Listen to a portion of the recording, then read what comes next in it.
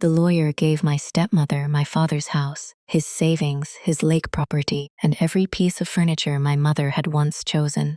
Then, while everyone else was gathering their coats, he leaned close enough for me to smell the peppermint on his breath and whispered, "Your father left you the company's debt."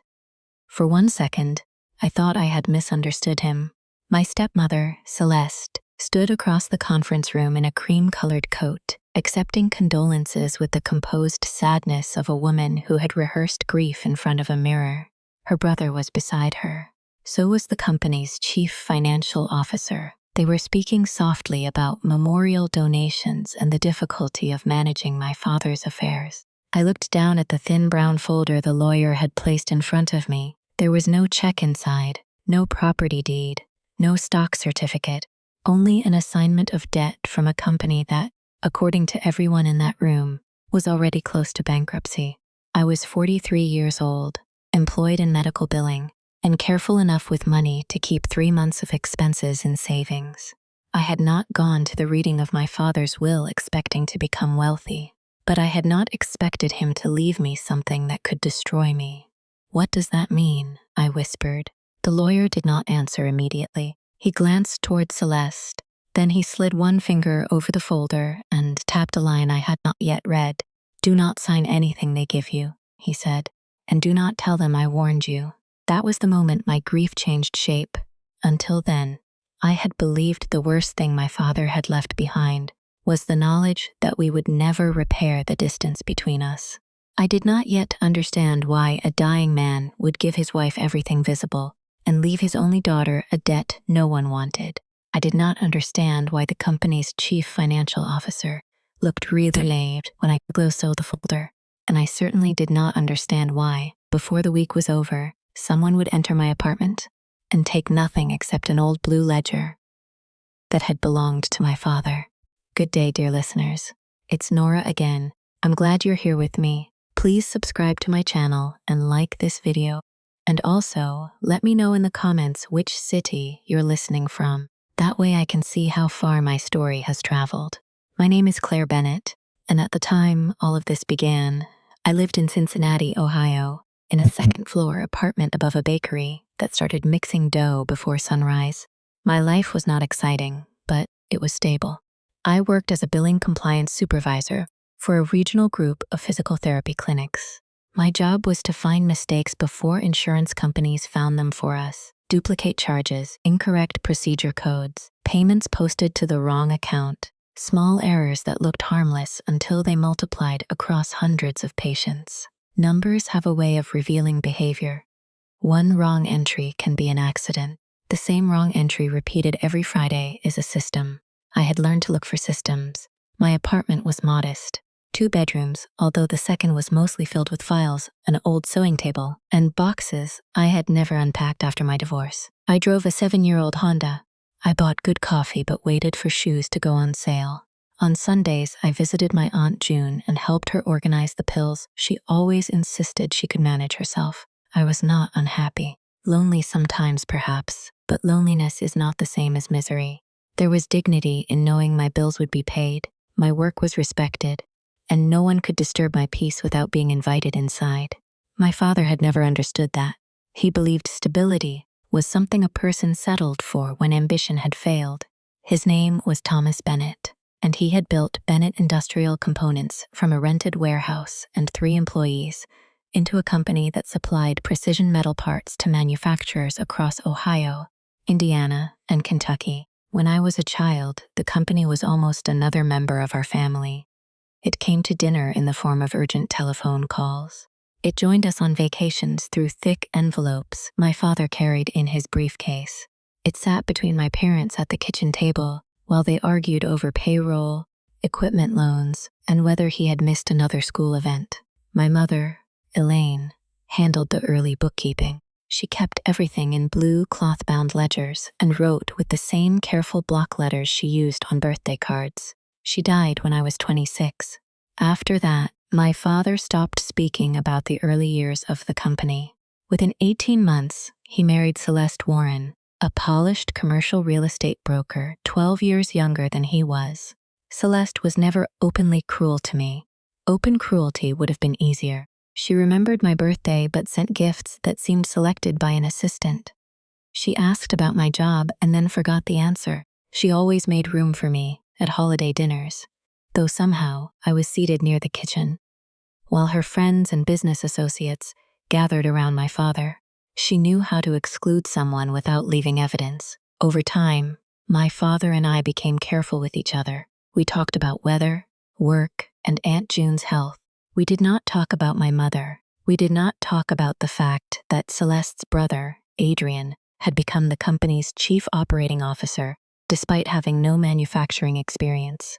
We did not talk about why longtime employees began leaving after Adrian arrived. The last serious conversation I had with my father took place 6 months before his death. He had called me on a Tuesday evening and asked if I still remembered how my mother balanced the company's books.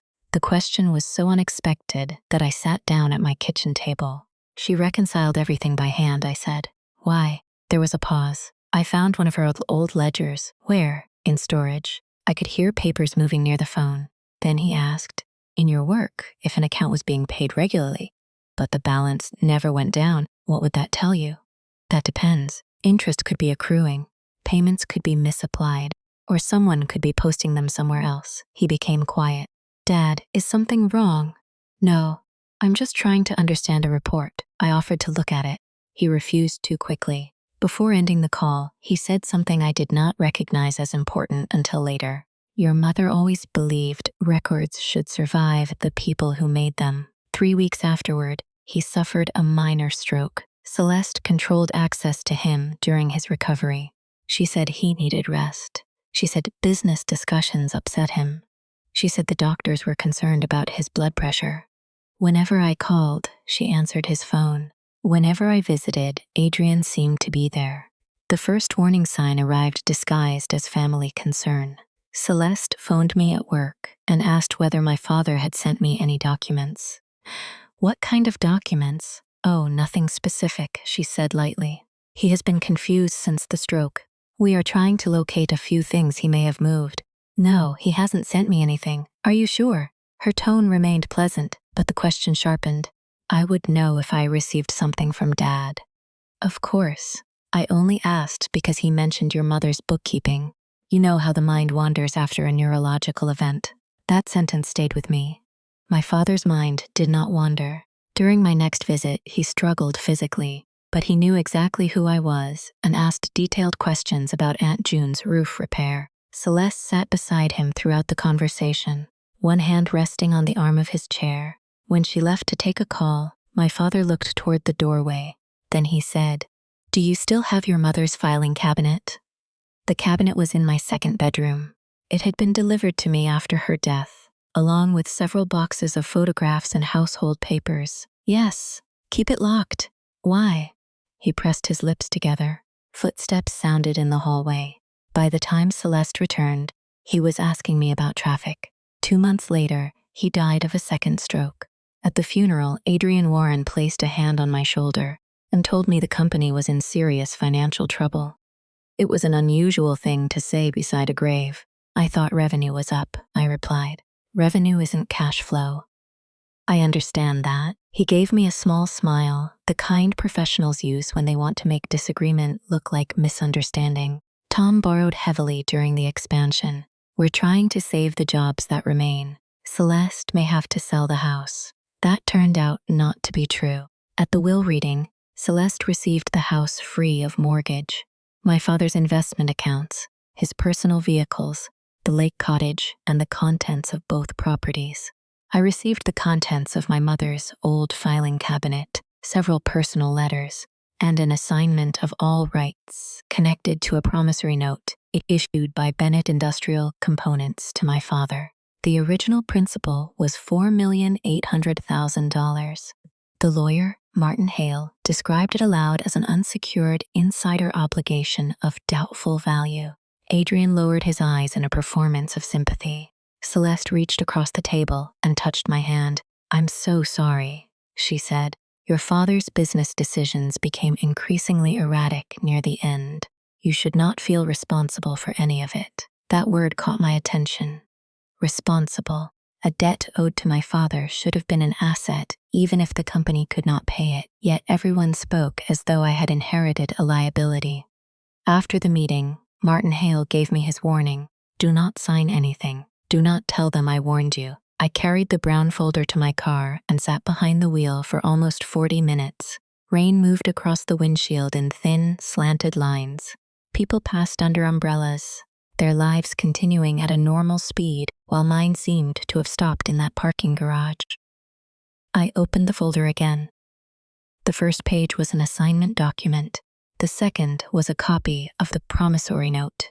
It had been executed 9 years earlier when my father personally loaned money to the company during an expansion. The interest rate was 5%. Payments were due quarterly. The maturity date had passed 11 months before my father died. Then I found the line Martin had tapped. The note referred to a separate security agreement dated the same day. Yet during the will reading, Martin had called the debt unsecured. The security agreement was not in the folder. I called his office from the car. His assistant said he was unavailable. 5 minutes later, I received a text from an unknown number. Do not call here. Locate Schedule B to the 2017 security agreement. Your father believed it was with Elaine's records. I read the message 3 times. Then it disappeared from my screen. At first, I thought the sender had somehow deleted it, which was impossible. I later realized it had been sent through an encrypted messaging service using a temporary notification link.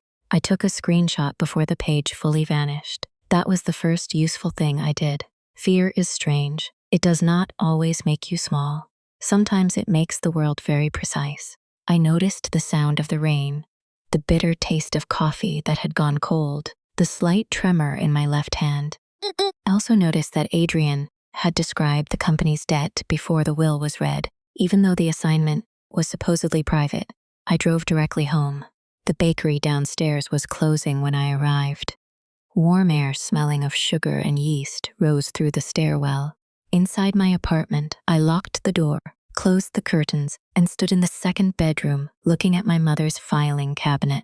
It was green metal, not blue, with 4 deep drawers and a dent near the bottom, where movers had dropped it years earlier. The key was taped under my sewing table. I opened the first drawer.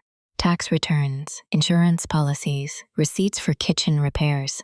The second held photographs and letters. The third contained my mother's personal bank records. The fourth was locked separately. I had forgotten that. The small key was not on my ring. For nearly an hour, I searched every envelope and desk drawer. Finally, I found it inside an old ceramic sugar bowl that had belonged to my grandmother. The fourth drawer opened with a dry metallic click. Inside were 5 blue ledgers, stacked by year. Beneath them was a red accordion folder marked B, capital contributions. My father had not found one of my mother's ledgers in storage. He had known they were with me. The folder contained copies of canceled checks, board resolutions, loan documents, and correspondence from the company's original bank. At the back was a security agreement signed by my father and the company's former board secretary. Schedule B was attached. It listed the collateral securing my father's loan, the company's headquarters, 3 manufacturing machines, accounts receivable, certain patents and tooling rights, and the proceeds from any sale, transfer, or replacement of those assets. The debt was not unsecured. It was secured by nearly everything the company needed to operate. I sat on the floor with the papers around me. My first emotion was not excitement. It was dread. Because if those documents were valid, then either Martin Hale had lied during the will reading, or someone had given him false information. And if the company was truly near bankruptcy, I had just inherited the right to seize its remaining assets. That could cost more than 100 people their jobs. My father knew I would understand that. He knew I would hesitate. Perhaps that was why he had chosen me. At 11 that night, my phone rang. Celeste's name appeared on the screen. I let it ring twice before answering. I wanted to make sure you got home safely, she said. I did. You seemed overwhelmed. It was a difficult day. Of course, Adrian and I have been talking. The debt your father left you may create tax and legal complications. We don't want you spending thousands on lawyers for something that has no value. What do you suggest? We can have the company purchase the note from you. For how much? There was a pause, so Small, most people would not have noticed it. $25,000. The company supposedly could not pay its bills, but it could produce $25,000 immediately to purchase a worthless debt. I'll think about it. It would give you closure, she said, and it would protect the employees. There it was, not a threat, a burden. If I refused, I would be the daughter who endangered workers out of greed. I won't make any decision tonight, certainly, but these matters become more complicated with time. After we ended the call, I wrote down every word I could remember. Then I made 3 copies of the security agreement. One went into a sealed envelope in my office desk. One went into a safe deposit box the next morning. The third went to Aunt June, who stored important papers in a freezer bag beneath a stack of embroidered tablecloths because she trusted burglars to be less patient than relatives. I was not brave. I was careful. The following afternoon, Martin Hale called from a number I did not recognize. I should not have contacted you the way I did, he said. Why did you? Because your father asked me to. I waited. Martin explained that he had prepared an earlier version of my father's estate plan.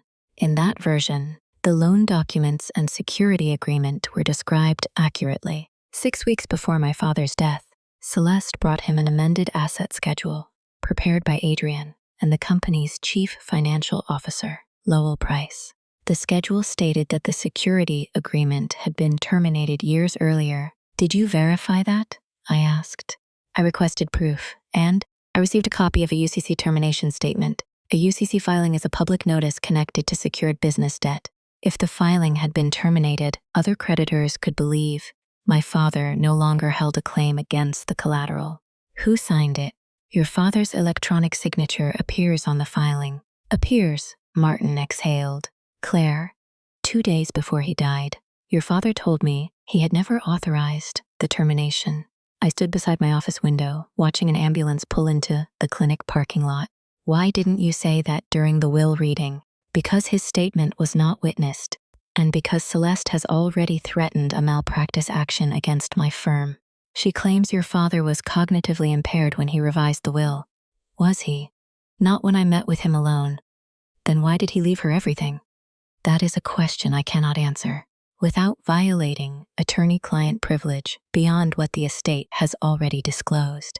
You just told me he denied signing a legal filing. I am trying to prevent a fraud from being completed. His voice sounded tired rather than heroic.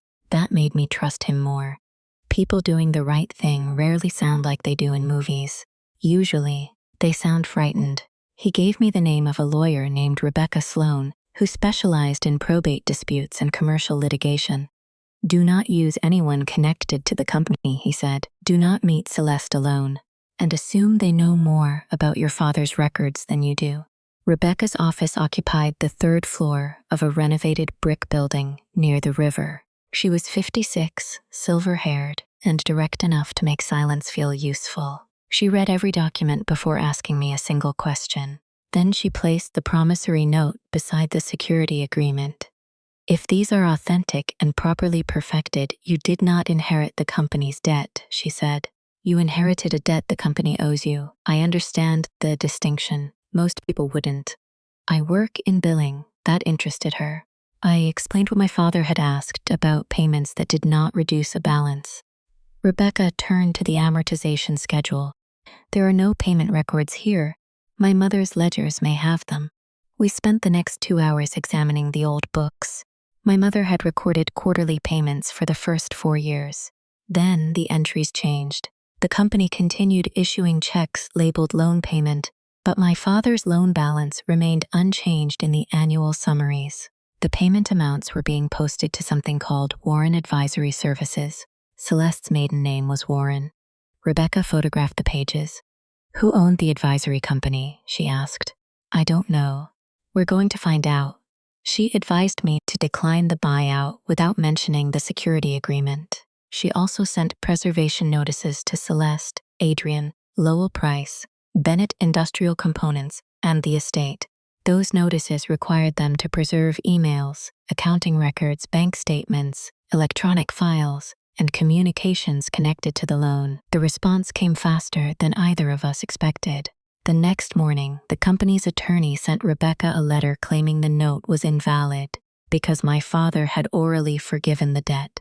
By noon, they offered me $40,000. By 4 o'clock, my supervisor called me into her office. A man identifying himself as a concerned family representative had contacted the clinic's corporate compliance line. He alleged that I was using confidential patient billing software to investigate personal financial matters. The accusation was false, but it was intelligently designed. It attacked my reputation in the exact area where my profession required trust. I gave my supervisor my personal laptop for inspection, provided a timeline of my research, and disclosed the legal dispute. The clinic placed me on paid administrative leave, while information security reviewed my access logs. That evening, Celeste sent me a message. I heard there may be concerns at your workplace. I hope this family matter is not affecting your career. Please reconsider our offer before more damage is done. I forwarded the message to Rebecca. She replied with 4 words, "Do not answer her." 3 days later, the clinic cleared me completely. No patient system had been accessed improperly. My supervisor apologized for the disruption, but the message had been delivered. They knew where to press. Rebecca hired a forensic accountant named Samuel Ortiz. He had spent 20 years tracing money through failing businesses, divorces, and fraud investigations. He spoke quietly and kept 2 sharpened pencils aligned beside his legal pad. He began with public records. Warren Advisory Services was owned by a trust controlled by Adrian. Over 5 years, Bennett Industrial Components had paid the firm more than $1,300,000 for strategic consulting. The company had no employees. Its registered address was a mailbox inside a shipping store. The quarterly payments recorded in my mother's ledgers matched transfers to Warren Advisory within a difference of less than 2%. Samuel believed someone had redirected payments intended for my father's loan and disguised them as consulting fees. But why keep the loan on the company's books? I asked. To control both sides, he said. If they erased it, your father might notice. If they left it outstanding, they could tell outside lenders the debt was subordinated or forgiven. Meanwhile, the cash went somewhere else. Wouldn't an audit catch that? Depends who selected the auditor and what documents they were shown. The company's outside accounting firm was managed by Lowell, Price's former business partner. That was when suspicion became structure. The same names appeared in every supporting role. Adrian controlled operations. Lowell controlled the books. Celeste controlled access to my father. Their attorney had represented Warren Advisory in a real estate purchase. The supposedly independent auditor had a prior relationship with Lowell. In my work, we called that pattern a closed loop. Every review led back to someone whose interests depended on approving the original decision. Samuel then examined county property records. 6 months before my father's first stroke, Bennett Industrial had sold a warehouse to a limited liability company for $2 million. The buyer's mailing address matched Celeste's real estate office. 3 weeks later, the warehouse was leased back to Bennett Industrial at an above-market rate. The buyer was controlled by another trust. Its beneficiary was not listed publicly. Rebecca obtained the deed and financing records, but the ownership chain disappeared behind a Delaware entity. "We need discovery," she said. "To file a lawsuit?" "Yes." I looked at the papers spread across her conference table. A lawsuit would make the dispute public. It would cost money. It could damage the company and expose my father's private decisions.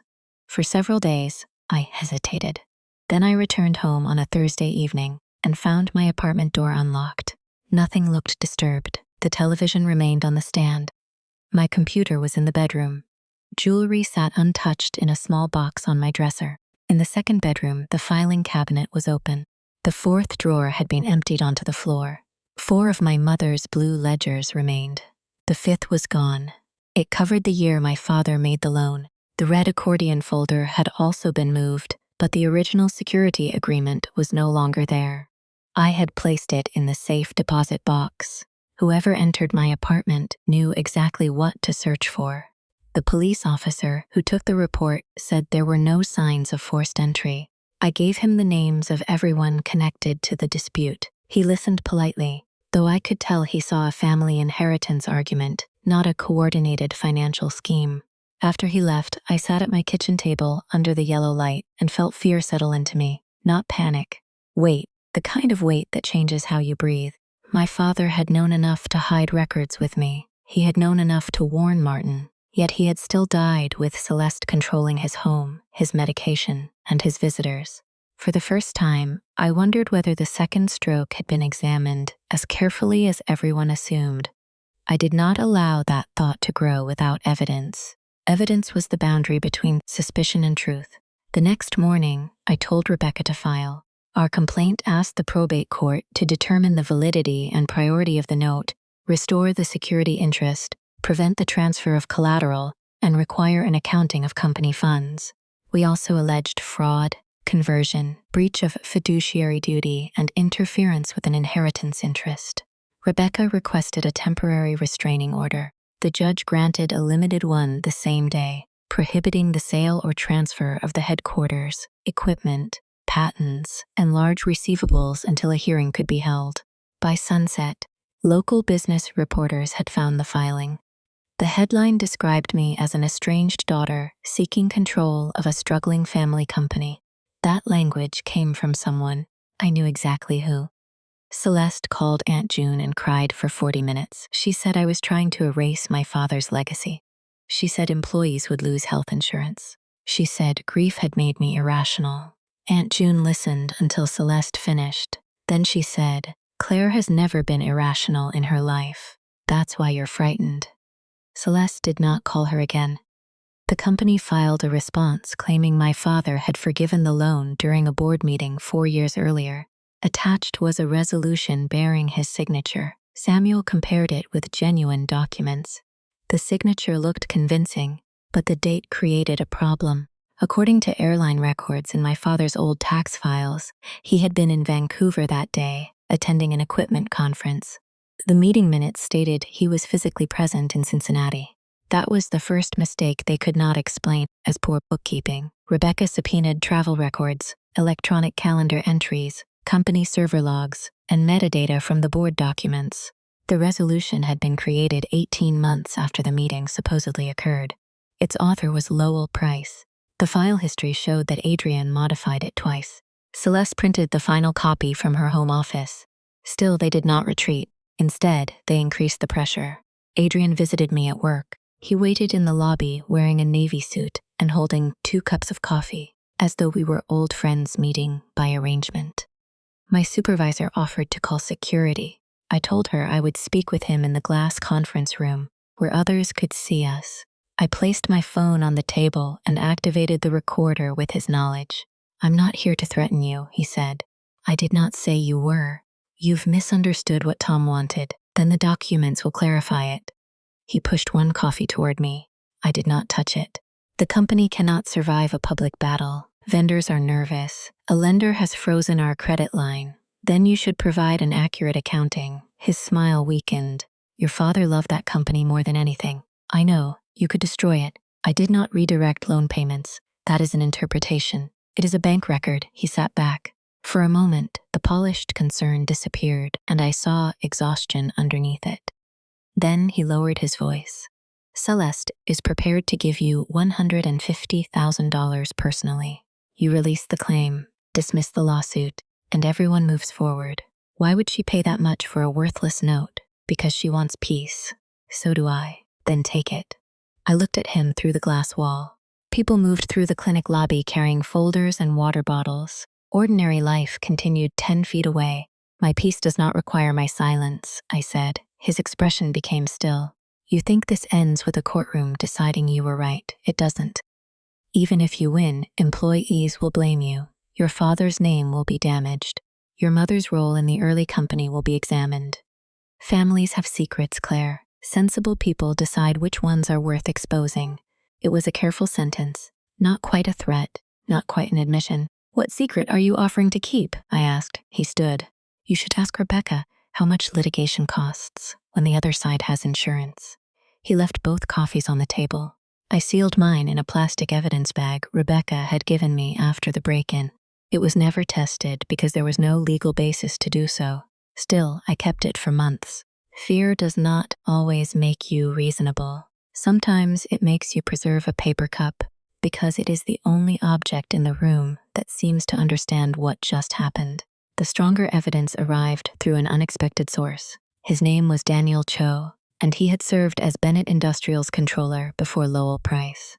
Daniel contacted Rebecca after reading about the lawsuit. He had resigned 3 years earlier.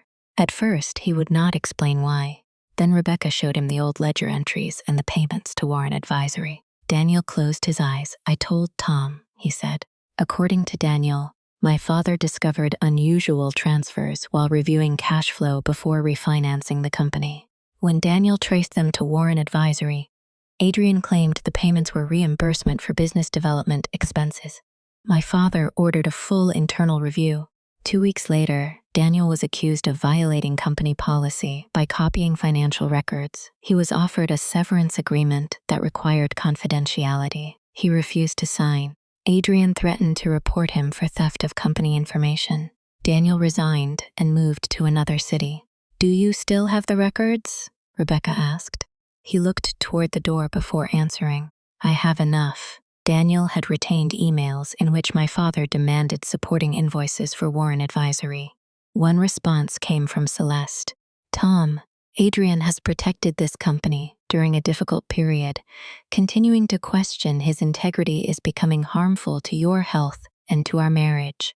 My father replied, "This is not about Adrian's feelings. It is about $742,000 that cannot be reconciled." Another email sent 4 days later was from Lowell to Adrian. "T is asking for original bank images.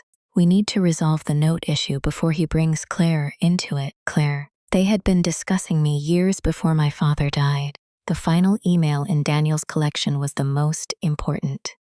My father wrote to Martin Hale, "I believe payments on my shareholder note have been diverted and documents altered. If anything happens before I can complete the review, the note must pass to Claire. She understands records, and she will not be pressured into signing what she has not read."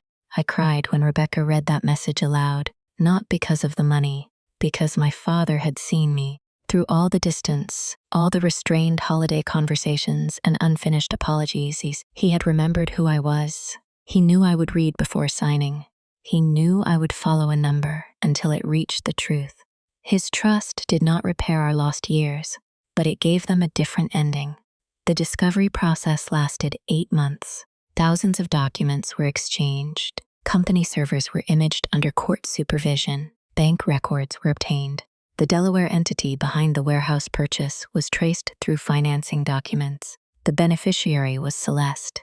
The warehouse had been sold by Bennett Industrial for $2 million, though an appraisal completed 2 months earlier valued it at $3,600,000. Celeste's entity financed the purchase using a loan guaranteed by Warren Advisory. The company then paid rent to her.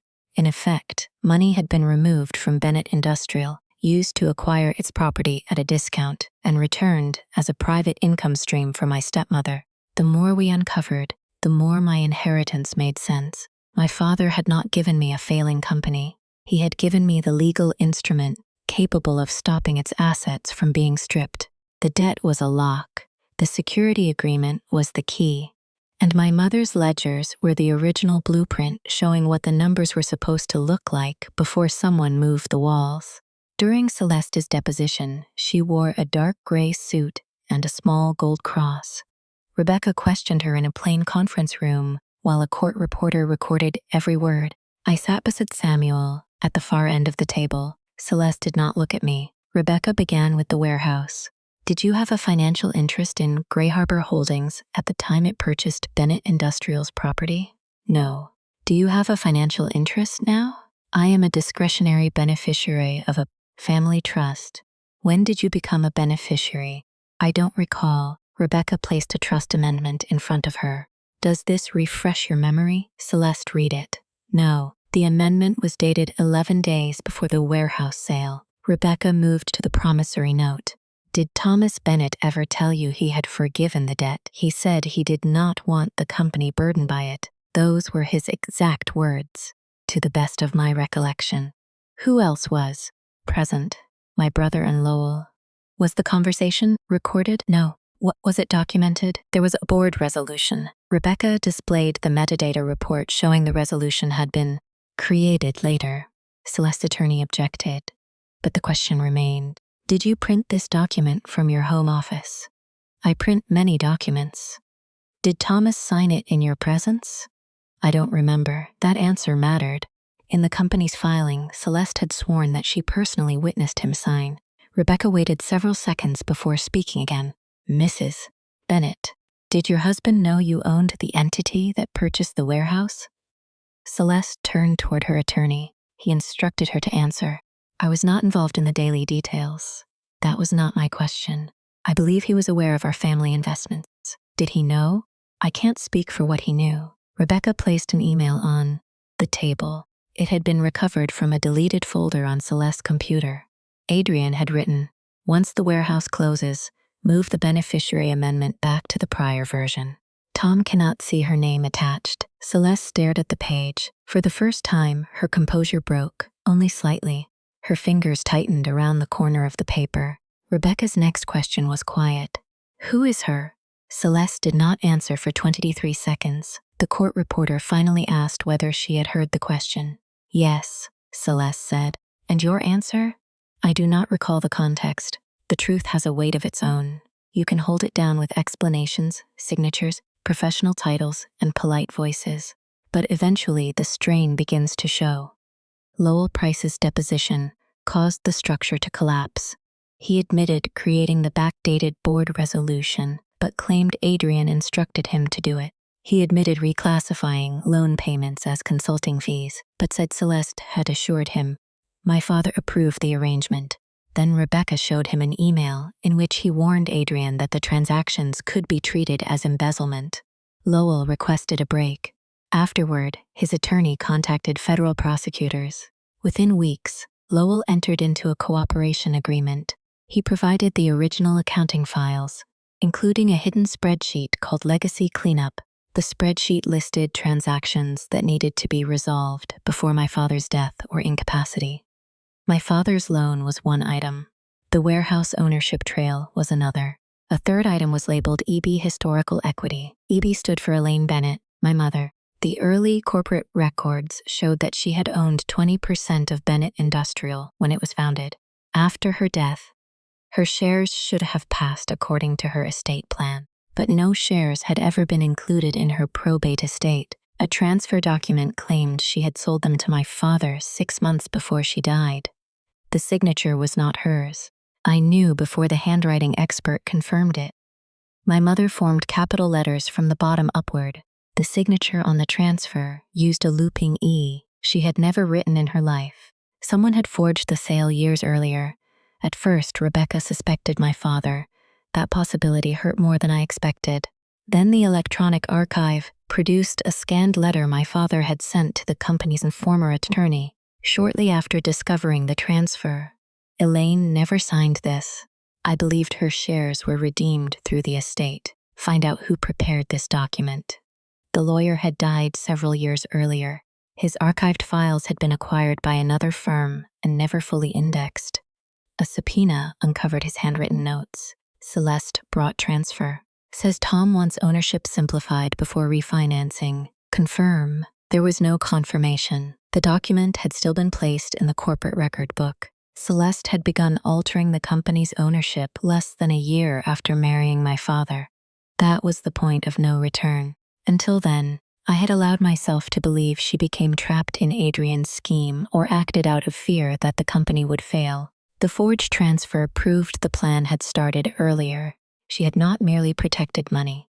She had rewritten my mother out of the business she helped build. The probate hearing took place 14 months after my father's death. By then, the State Attorney General's Financial Crimes Unit and federal investigators were reviewing the evidence. Our civil case proceeded first because the company needed immediate stability. The courtroom was smaller than television courtrooms and less dramatic. No one shouted. There were no sudden confessions. There were folders, exhibits, long questions, and moments when a witness understood that the next document had already defeated the previous answer. Martin Hale testified that my father was mentally competent when he assigned the note to me. Daniel Cho testified about the diverted payments. Samuel explained the movement of money through Warren Advisory, the warehouse entity, and Celeste's trust. A digital forensics expert described how the false board resolution had been created and backdated. The handwriting expert testified that my mother's share transfer signature was inconsistent with more than 60 authenticated examples. Then Lowell testified. He looked older than he had at the will reading. He admitted that Adrian ordered him to maintain 2 versions of the company's liabilities, one for lenders and another for internal planning. He admitted that payments intended for my father were redirected. He admitted helping prepare the UCC termination using an electronic signature taken from an unrelated document. Did Thomas Bennett authorize that filing? Rebecca asked. No. Did he authorize the backdated resolution for giving the note? No. Why did you participate? Lowell looked toward Adrian. Because I was told the company would fail if I didn't. And did the money you diverted remain in the company? No. Where did it go? To entities controlled by Mr. Warren and Mrs. Bennett. Celeste sat motionless. Adrian wrote something on a legal pad, though there was no one left to persuade. The judge issued her decision in stages. First, she ruled that the promissory note was valid. Second, she ruled that the security agreement remained enforceable because the termination filing had been fraudulent. Third, she imposed a constructive trust over the warehouse and certain diverted funds, meaning Celeste could not legally benefit from property obtained through the scheme. The court removed Adrian from operational control and appointed an independent receiver to stabilize Bennett Industrial. The forged transfer of my mother's shares was referred back to probate court for a separate ownership determination. The judge did not praise me. Judges rarely deliver the kind of speeches people imagine. She simply looked over her glasses and said, "The documentary record in this case is unusually clear." That sentence meant more to me than praise. The records had survived the people who made them, just as my father said they would. The civil settlement came 4 months later. Celeste surrendered the warehouse entity, repaid a substantial portion of the diverted funds, waived her claim to my mother's disputed shares, and returned several estate assets that had been purchased or maintained with misappropriated company money. Adrian agreed to a permanent bar from serving as an officer of Bennett Industrial and gave up his interests in Warren Advisory. Lowell's criminal outcome was reduced because of his cooperation. Adrian later pleaded guilty to conspiracy, wire fraud, and filing false business records. Celeste pleaded guilty to a count of wire fraud and 1 count related to the forged electronic filing. She received a prison sentence, followed by supervised release, and was ordered to pay restitution. Some people told me the consequences were too light. Others said they were severe. By then, punishment was no longer the center of my life. Justice had become quieter than revenge. It meant the company's workers kept their jobs. It meant my mother's contribution was restored to the official history. It meant no one could call the false documents misunderstandings anymore. Bennett Industrial did not become mine outright. That was never what I wanted. The receiver restructured the legitimate debt, sold one unused property, replaced the compromised management team, and negotiated new financing. A portion of what the company owed me was paid over time. Another portion was converted into a minority ownership interest, including the shares that should have passed from my mother. I requested one condition before approving the restructuring. The company created an employee emergency fund in my parents' names, not just my father's, Thomas and Elaine Bennett. The fund helped workers facing medical emergencies, housing crises, or family losses. It was modest at first, but employees and suppliers began contributing to it. I returned to my job after administrative leave and stayed another year. Then I began consulting for small medical practices that needed help correcting billing systems before errors became investigations. I liked helping honest people repair weak structures. A mistake does not always mean corruption. Sometimes a business simply grows faster than its controls. But when people resist documentation, punish questions, and demand trust without evidence, the problem is rarely the spreadsheet. I moved out of the apartment above the bakery, not into a mansion. I bought a small brick house with a narrow backyard, 2 maple trees, and a kitchen window facing east. The first spring, I planted rosemary, tomatoes, and white roses like the ones my mother grew beside our childhood porch.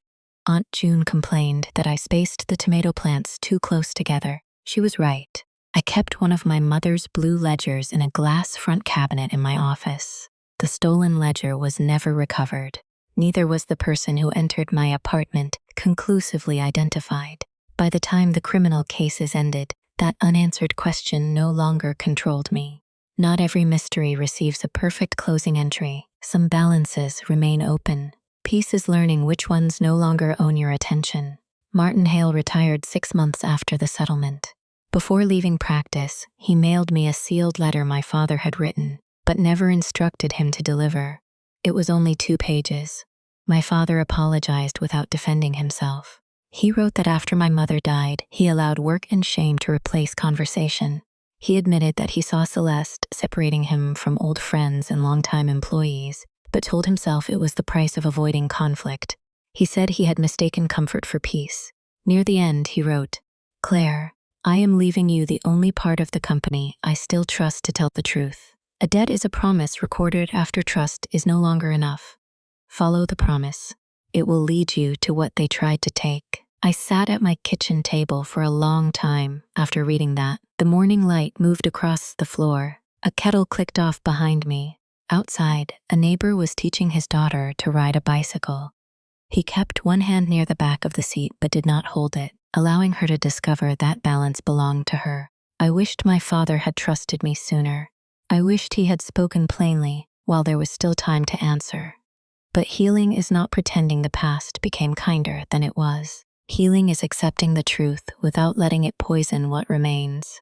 My father left Celeste the estate everyone could see, the house, the accounts, the furniture, the lake.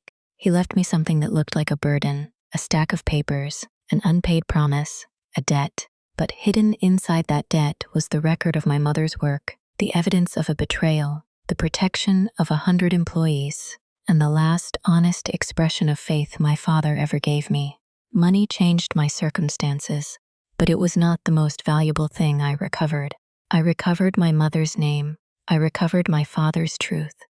And somewhere between the first forged signature and the final court order, I recovered the part of myself that had spent years believing distance meant I was unworthy of being chosen. I did not become rich in the way people imagine. I became safe. I became independent. I became free from the need to make polite people comfortable when the records said they were lying. That is the lesson I carried from all of it. Betrayal does not always arrive with shouting. Sometimes it wears a tailored coat, remembers your birthday, and asks you to sign quickly for everyone's benefit. Truth does not always arrive dramatically either. Sometimes it waits in a dented filing cabinet beneath old photographs and tax receipts, written in the careful handwriting of someone who believed records should outlive deception. So read before you sign. Keep copies. Ask the question that makes the room uncomfortable. And never confuse pressure with urgency. A truthful person may ask for patience. A dishonest person often demands speed. I still wonder what would have happened if I had accepted Celeste's first offer in that quiet conference room. $25,000 would have felt useful. It might even have felt generous. All I had to do was surrender a debt everyone insisted was worthless. What would you have done? Would you have taken the money and walked away? Or would you have followed the records, even if the truth threatened your family, your reputation, and your peace? Tell me in the comments. And if this story stayed with you, share it with someone who needs to remember that being calm is not the same as being weak, and being careful can be its own kind of courage.